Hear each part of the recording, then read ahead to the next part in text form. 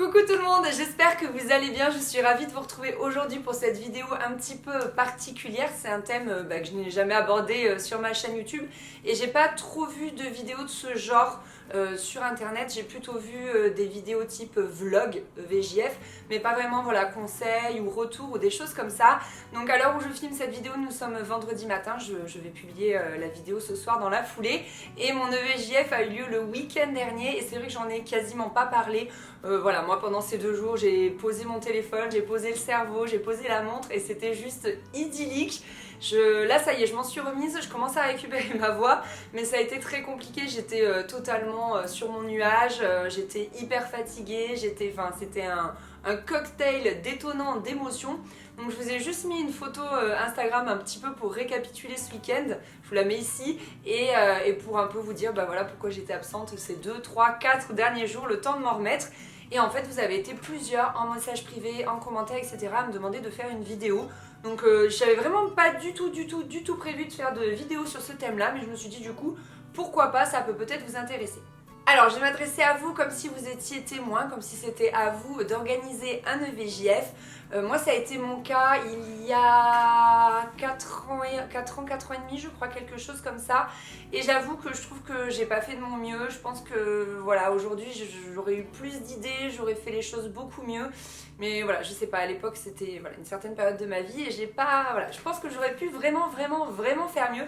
Donc la première chose à faire lorsque vous êtes nommé témoin, que vous avez eu cette chance-là, vous pouvez contacter la mariée et lui demander de vous faire la liste des invités. Là-dessus, il y a 2 écoles. C'est soit vous, en tant que témoin, vous faites votre propre liste, vous faites la surprise à la mariée, soit c'est la mariée qui vous dresse sa liste, comme ça personne n'est oublié. Et moi personnellement, j'étais ravie voilà, de pouvoir moi-même dresser cette liste, comme ça j'étais sûre d'avoir toutes les personnes chères à mon cœur. Donc j'avais listé 12 personnes, donc avec moi ça faisait 13.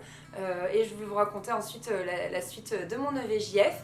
Une fois que vous avez toutes les personnes qui sont listées, vous allez pouvoir soit faire une chaîne de mail, soit un groupe Messenger, soit un groupe WhatsApp pour pouvoir toutes communiquer. Donc moi j'ai 3 témoins et ce qu'elles ont fait, c'est qu'elles ont fait un groupe à part avec L3 pour pouvoir vraiment discuter de tout et un autre groupe avec vraiment tout le monde, et ça leur a permis apparemment de garder certaines choses surprises, certaines choses cachées pour tout le monde en fait. Donc il y avait des surprises pour moi, il y avait des trucs où tout le monde était au courant et il y avait des trucs par contre où il y avait que mes 3 témoins qui étaient au courant. Donc j'ai trouvé l'idée assez cool, j'ai trouvé ça hyper bien organisé. Donc voilà, je vous transmets cette idée là. À partir de là, vous allez pouvoir décider tout ensemble de la date. Donc là, les doodles ou les choses comme ça peuvent vraiment vous aider à pouvoir faire des sondages pour les dates. Donc c'est Google qui propose ça. Je crois que Facebook également propose des sondages de ce type où tout le monde peut donner son week-end préféré.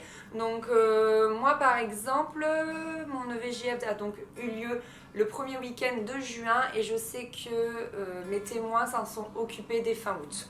Donc vous voyez, quasiment 1 an à l'avance. Après je connais pas exactement leur timing, ça je peux pas trop vous le dire, mais je sais que voilà, elles ont commencé vraiment à réfléchir aux activités. Donc justement, une fois que vous pouvez à peu près fixer la date, vous allez pouvoir définir les activités, parce que par exemple pour Chris, mon chéri, au début il voulait faire un week-end au ski, donc c'était plutôt en février. Vous voyez, la période de l'année va forcément définir le type d'activité, et au final ils l'ont plutôt fait en mai, et donc là ça a été plus sorti en plein air, etc. Lui, son week-end il était très sportif. Donc avant de définir les activités, vous allez aussi devoir un petit peu définir le budget, parce que c'est vrai que parmi les 12, 13, 15 personnes, il va y avoir forcément des porte-monnaies différents. Voilà, on n'a pas toutes le même train de vie, donc c'est bien de se mettre d'accord là-dessus. Moi j'ai également vécu un EVJF de l'autre côté, c'est-à-dire que j'étais juste invitée et je n'étais ni témoin ni mariée, et c'est vrai que c'est assez important voilà, de pouvoir dire écoutez, moi je suis grave partante sur ce week-end, par contre j'ai tant de budget et si ça pouvait rester là, alors ça avait dépassé un tout petit peu, mais franchement voilà, on peut faire cet effort là, mais c'est vrai que c'est bien de mettre tout le monde à l'aise. Je pense que voilà, il ne faut pas se braquer pour une question d'argent, il faut vraiment que tout le monde soit à l'aise au niveau du budget et voilà, que tout le monde soit d'accord là-dessus. Alors c'est là que vient le grand moment du choix des activités. Donc là, ce qu'avait fait une de mes témoins était trop mignonne, elle avait un petit carnet et elle m'a posé plein de questions du type plutôt cocooning ou plutôt sensation, etc. Elle m'a aussi demandé s'il y avait des choses selon moi qui étaient absolument indispensables pour pas que je sois déçue, et à l'inverse des choses qui selon moi étaient totalement rédhibitoires. Donc en ce qui me concerne, j'ai dit un gros non à tout ce qui est sensation forte. J'ai horreur de ça, j'en avais vraiment pas envie. Donc tout ce qui est soit l'élastique, j'en sais rien, parapente, tous ces trucs, quelle horreur pour moi. Hein. Et aussi, j'avais pas du tout envie de déguisement, quel qu'il soit.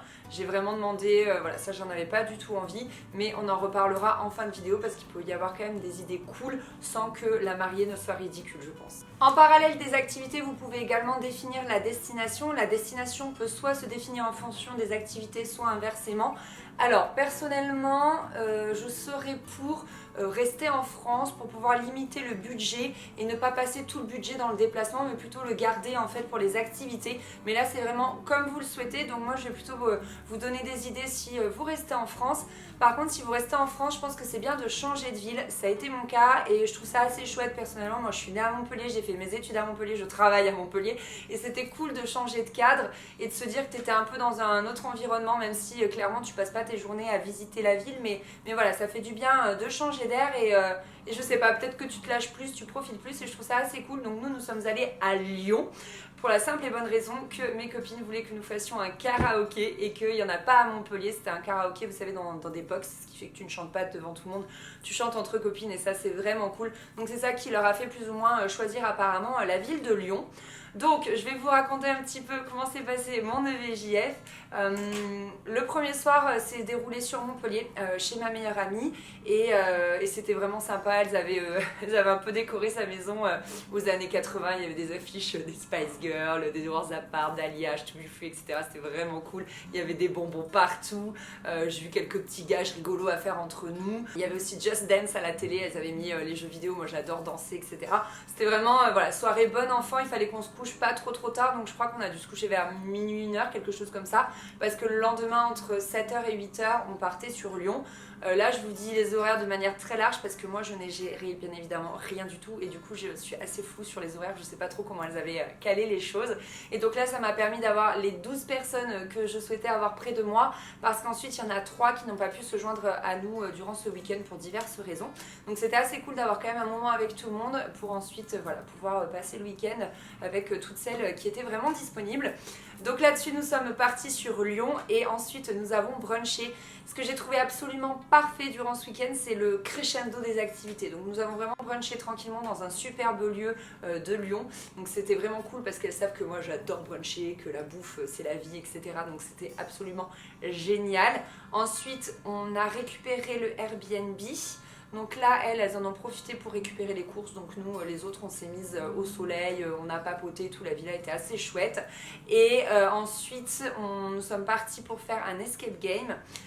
Donc ça je m'en doutais, en fait je me suis doutée de rien. Je pense que de tout le programme, je me suis doutée de rien et puis moi je cherchais pas en fait à me douter de quoi que ce soit, je cherchais pas à réfléchir à quoi que ce soit, donc ça c'était cool. Et donc l'escape game était génial, c'était vraiment bien, ça nous a permis un petit peu de nous échauffer, de nous chauffer les neurones et tout, c'était vraiment cool. Nous sommes retournés à la villa, là on s'est un peu installé, etc. On a commencé à faire l'apéro au soleil, à papoter. Là aussi j'ai eu quelques tout petits gages et tout, c'était vraiment un moment convivial. Et ensuite nous sommes partis faire un karaoké et là, quand j'ai découvert, quand on est arrivé devant l'enseigne, je suis devenue hystérique, j'étais ravie. Donc je crois que ça a duré 1h30, un truc comme ça, c'était exceptionnel. C'était un moment mais hors du temps, on a tellement ri et c'est d'ailleurs pour ça que j'ai la voix cassée et c'est pour ça que je filme cette vidéo maintenant. Je voulais la filmer mercredi mais c'était impossible, j'étais quasiment à fond. Je pense qu'en fait il n'y a pas un seul moment où on a chanté, on a vraiment braillé tout du long, enfin c'était extraordinaire. Il y avait une cohésion entre nous toutes, c'était fabuleux. Ah, j'ai oublié de vous dire, le vendredi soir il y a la maman d'une des témoins qui nous a fait à toutes des bracelets. Donc moi j'avais le plus chargé, disons, où il y a écrit Love sur les petites nacres, et les autres elles avaient tout un pendentif différent et notamment il y avait des pendentifs ananas parce que comme je m'appelle Anaïs, Aurore des fois elle m'appelle Ananas, donc voilà, donc ça c'est cool parce que du coup ça fait un petit je trouve que ça fait un petit signe distinctif entre nous toutes, mais c'est pas pour autant voilà, c'est pas pour autant trop. Il y en a qui font des t-shirts également, qui font des choses comme ça. Et j'avais également une couronne Bright to Be, mais elle a été cassée. Il faut que je la répare. Elle a un peu, voilà, elle a un peu souffert durant ce week-end. Je l'ai cassé samedi soir, mais du coup je l'ai porté toute la journée de samedi et je trouvais ça trop cool, j'étais trop contente. Je trouve ça trop chouette. Et après moi je t'habille totalement normalement. Et suite au karaoké, elles avaient cherché un endroit où sortir. Donc là apparemment il y a eu un petit cafouillage parce qu'entre temps le lieu qu'elles avaient choisi c'était pas top apparemment. Donc on a fini sur une péniche qui faisait boîte en fait. Et on a dansé jusqu'à 4h du matin. Et là aussi c'était extraordinaire parce qu'il y avait voilà, une vraie cohésion entre nous. C'était musique un peu années 80-90. Ouais, je crois que c'est ça. Et c'était chouette, franchement, c'était super chouette, c'était hyper bon enfant. Là-dessus, nous sommes allés nous coucher au Airbnb et le lendemain matin, on avait avec nous, parmi les personnes que je souhaitais avoir près de nous, il y avait Marie Chérie, vous savez, la célèbre pâtissière montpelliéraine, qui nous a géré un brunch de la mort qui tue avec pancakes, granola fait maison. Après, elle nous avait fait des cookies pour le goûter, enfin bref, c'était trop bien. Donc là, on s'est levé tranquillement, on a essayé de se réveiller, on a petit déjeuner et ensuite nous avions rendez-vous au spa, donc je ne sais pas du tout à quelle heure. On avait, je crois, droit à 1h30 dans l'espace sensoriel, donc vous savez, jacuzzi, piscine, hammam, sauna, etc. Et c'était juste parfait parce que quand tu es un peu fatigué comme ça, le lendemain de soirée, c'était on point, c'était parfait. Donc voilà, on a vraiment papoté, mais tranquillement, là on sentait vraiment que l'euphorie redescendait, c'était parfait. Et en plus, on avait droit chacune à 20 minutes de massage, donc on pouvait choisir la zone qu'on souhaitait masser. Et c'était absolument divin, vraiment divin. Et là-dessus, nous sommes rentrés et là, tout le monde est plus ou moins rentré chez soi. Et il y a 2, 3, 4 personnes qui sont restées à la maison et on a commandé à manger et nous avons mangé tout ensemble. Donc voilà pour le programme de mon EVJF. Je vous jure, c'était juste parfait. J'arrive pas à m'en remettre, c'était extraordinaire, c'était vraiment trop génial. Je me suis sentie tellement bien entourée, tellement... je sais pas, j'avais l'impression que mes témoins, elles ont tout fait pour que tout se passe bien. Enfin, je me suis sentie remplie d'amour en fait. C'est extraordinaire, on a tellement ri. Je regarde dans le retour écran, cette vidéo elle fait déjà 15 minutes, donc c'est déjà très long. Donc ce que je vais faire, c'est qu'au niveau des idées d'activités, pour celles que ça intéresse, je vais vous faire un article sur le blog, je vous mets le lien en barre d'infos et je vais vraiment vous lister toutes ces petites choses que vous pouvez faire en fonction des goûts de votre marié, en fonction de son tempérament, parce que l'idée c'est certes que la journée, que le week-end plaise à tout le monde, mais surtout qu'il plaise à la mariée. Et je pense que l'idée c'est surtout de trouver des activités, c'est ce que me disait une de mes témoins, qui engage tout le monde. Parce que par exemple, le problème, je sais pas, je prends l'idée du saut à l'élastique, mais c'est qu'il n'y a qu'une personne à la fois qui saute et les autres elles attendent. Et c'est un peu dommage. Là, toutes les activités que nous avons faites, on les a faites toutes ensemble.